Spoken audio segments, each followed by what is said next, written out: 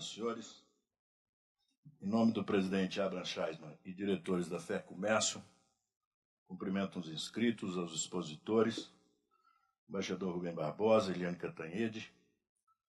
Agradeço a parceria do Estadão, a presença aqui do nosso Francisco Mesquita, da Brasil, vem para a Rua e Milênio, que ajudam a organizar e estruturar esse debate.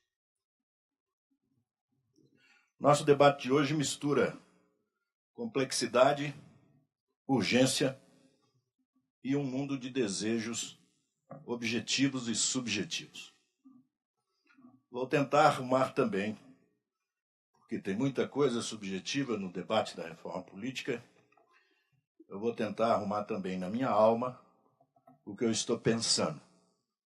Os debatedores organizem na cabeça.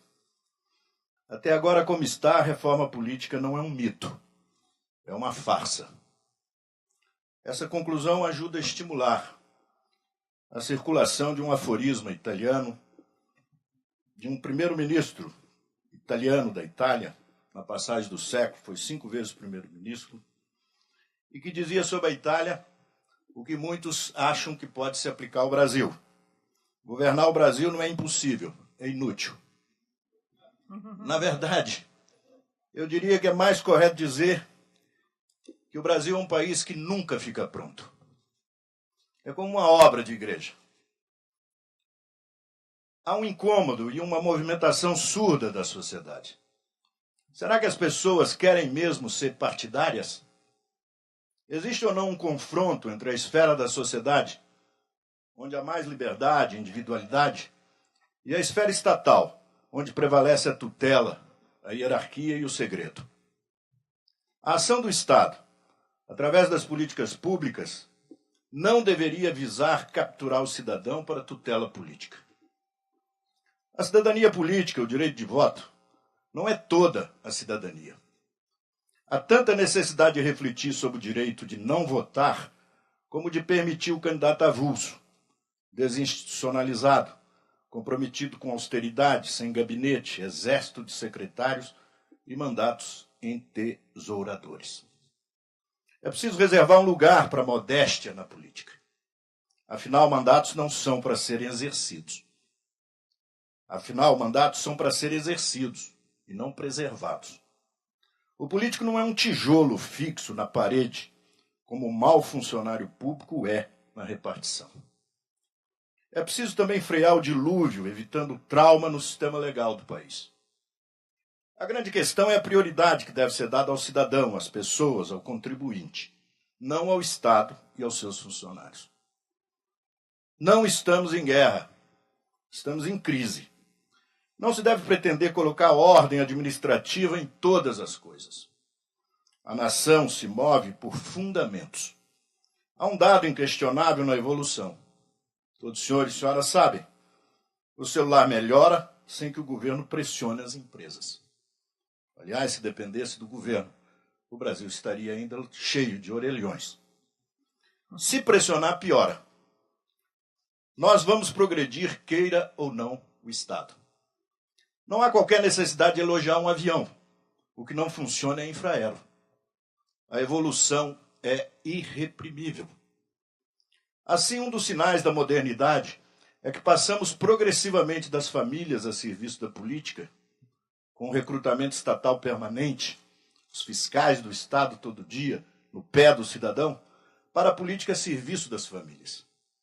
O Estado precisa deixar de ser uma entidade de sacrifício para a sociedade. Como as corporações colocaram a esfera pública exageradamente acima da esfera privada, há uma espetacular crise de representação com o esgotamento do político errático e o político caro. Diferente do que ocorre no Estado, em casa ou na empresa, quem não fizer conta quebra. Não é justo que o Estado quebre e a sociedade pague. A sociedade sempre se sacrificou em favor do Estado, inclusive oferecendo seus filhos para o serviço militar. A liberdade antiga é ser governo. A liberdade nova é ser da sociedade. Para isso é necessário um sistema político menos imperfeito do que o que está. O silêncio e saturação da sociedade tem mais a ver com o fim da confiança no antigo do que com a ausência da fé no novo. Não há ainda um diagnóstico claro sobre o mundo que queremos, mas é certo que não queremos as coisas como estão organizadas no sistema político partidário e eleitoral brasileiro. Os movimentos sociais urbanos e a recente eleição municipal mostraram que o Brasil quer alguma coisa diferente do que está dando errado. Podemos perguntar diariamente, será que se for os grandes objetivos partilhados por todos? Há ou não unidade dos brasileiros em torno da confiança no futuro? O que são os brasileiros? É certo também que a reforma com mais gasto público não é reforma. O sistema eleitoral visa produzir maioria periódica e estável através da tradução compreensível de votos, impostos e cadeiras. A derrota eleitoral da maioria permite a circulação das minorias, a construção e desconstrução do consenso, tanto positivo como negativo. As hegemonias, como onda do mar, vão e vêm na sociedade. Será que foi o sistema político confuso, errático, que derrotou o PT? Ou foi a experiência interna incoerente, a dissimulação ideológica, a coalizão política que degenerou em corrupção a partir do expediente de estimular contratos carimbados para gerar o dinheiro que abastece os donos do governo? A condição de retribuir e distribuir favor não faz um partido indispensável. O PT foi cozido no vapor de seus erros. E como levou ao limite o uso da cooptação e fez farrapo do pluripartidarismo, exauriu o modelo político que vem desde a Constituinte. É a agonia e o desmoronamento desse modelo que continua a dominar e que faz a reforma política e a expectativa que temos hoje nesse debate ser tão esperada em direção ao que deve predominar. Nenhum partido deve ter a pretensão de ser o partido de toda a sociedade e o único interlocutor reconhecido por Deus para falar com os pobres e enfrentar as dificuldades brasileiras. Nem pode o sistema político tolerar maquinações que permitam a qualquer líder mandar no país fora do previsto em lei. É preciso evitar a permanência de zonas de sombra, onde a habilidade para manipular a opinião pública serve para impedir que políticos e partidos tenham que explicar sua responsabilidade diante dos fatos. Há um subproduto em curso, uma boa nova movimentada pela ação do judiciário, que está consolidando a ideia de que o homem público se conhece pela sua despesa. A despesa pessoal e a despesa do seu governo. Nossas autoridades precisam deixar de ser as mais caras do mundo. Precisam começar a refletir sobre isso. Ainda não há outra política. Mas há mudanças políticas em curso, embora não haja mudança na mentalidade dos políticos. O Estado no Brasil tem a alma bifronte e polarizada, sendo difícil distinguir o positivo e o negativo nas suas decisões. É antiquado e está estacionado e comodista, alimentado pela inércia da sociedade. Ainda é o interesse dos políticos e das autoridades que moldam as instituições, não o contrário, como devia ser. O Estado recusa dar uma exatidão moderna à sua forma e privilegiar a harmonia e estabilidade. Prefere a confusão, a improvisação permanente que justifique arranjos vantajosos entre aliados.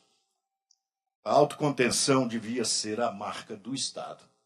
O Estado tem que recuar. Em todas as sociedades onde o Estado avançou exageradamente, especialmente nas sociedades de esquerda, orientadas por partidos de esquerda, a economia recuou. A China avançou quando o Estado recuou e a parceria aumentou. Pelo contrário, a cada dia, no Brasil há um governo e um subgoverno oculto e atuante, sabotador de, em muitos casos, das atitudes boas do governo.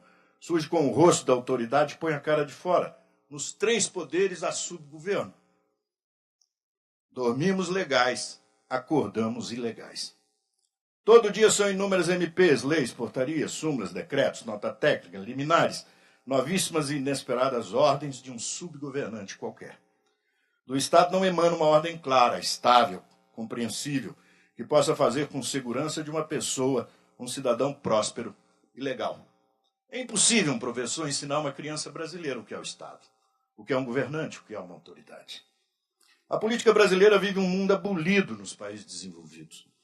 Os milhões de polos emissores de identidade da sociedade de massa não deixam tempo para o brasileiro ser calmo, reflexivo e poder se interessar por questões de caráter geral.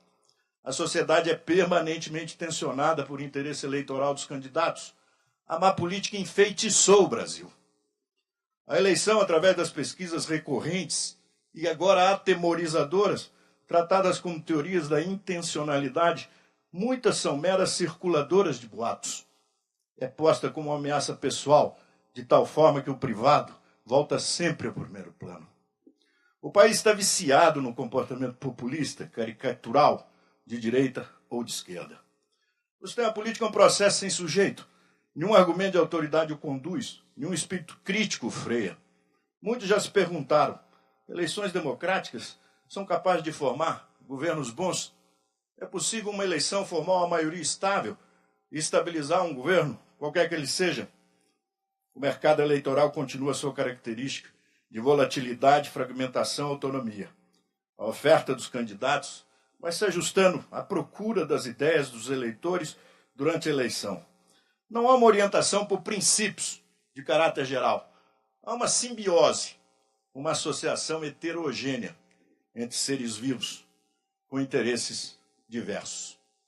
Mas o eleitor não pode ser acusado de ser o culpado pelos erros dos seus candidatos. Quem os escolhe, registra, segura a honorabilidade são os partidos, os cartórios, os tribunais eleitorais, o tão atuante Tribunal Superior Eleitoral. A lei não deve pretender criar pessoas honestas, mas deve ser feita de tal forma que, se uma pessoa desonesta for eleita, ela não consiga ser ladrão. O discurso da importância da política está funcionando no Brasil como um vício e dá aos partidos e aos líderes o comportamento de drogados, de viciados. Querem continuamente aumentar a dose de sua presença. O mar do programa eleitoral gratuito é adoecedor na sociedade brasileira e encurtar o período entre suas aparições para a aplicação de mais uma opinião na veia do ouvinte. Será que a sociedade precisa de tanta política desse jeito? O estado de insatisfação e abstinência não é da sociedade. A abstinência é dos políticos. Querem mais política. Bob, um grande filósofo italiano, dizia: tudo é política, mas a política não é tudo. Essa ideia de que a sociedade tem que se hiperpolitizar é uma das grandes questões hoje em discussão na reforma política brasileira, segundo o nosso ponto de vista. Também sabemos que não existem 40 maneiras diferentes de governar o Brasil. Uma cozinheira que tem um cardápio desse tamanho não serve ao almoço na hora.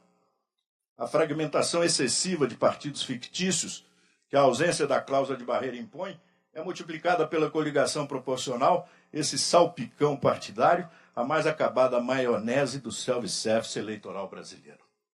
A legitimidade tem que ser maior do que o oportunismo na vida política. Por fim, uma pequena observação sobre os dias de hoje e um mau costume. A prevalência do interesse privado sobre o público pode ser visto num detalhe. Eu, quando fui deputado, tentei impedir na Constituinte, no final da Constituinte, agora surgiu como um escárnio dentro de um escândalo. O crescente desaparecimento da denominação de caráter formal e público na relação eleitoral. Apelidos, claramente denominação da esfera do interesse individual, informam a regressão, a fixação ultra-privada de desejos, cuja finalidade é se manter à tona. Os Lula, Tiririca, Padre Tal, Pastor Qual, Doutor Fulano, diminutivos, aumentativos, não são espantalho para passarinho. É o mundo da intimidade privada revelado na conversa de Lula e Emílio Odebrecht. Nenhum político apelidado reagiu aos apelidos. Todos são o que são chamados. A atomização individualista concorre frontalmente com a necessária estruturação político-partidária para o acesso à gestão do Estado. Qual a consequência na vida da sociedade dessa verdadeira improvisação, voluntarismo e devastação da formalidade na política? Regras de campanha, sistema eleitoral, sistema partidário, o Estado, a sociedade, é o que discutiremos essa manhã. O Brasil precisa de rotina. A monotonia da vida regulada e partilhada é que produz riqueza e prosperidade. Nenhuma característica humana deve ser posta muito alta na escala de valores, para que ninguém precise do poder, dos políticos, do direito ou da caridade para ser respeitado como é. Desbloquear a política é urgente para adaptar o Brasil aos desafios do mundo moderno. É a nossa expectativa ao discutir o tema de hoje. Que tenhamos um ótimo seminário. Obrigado.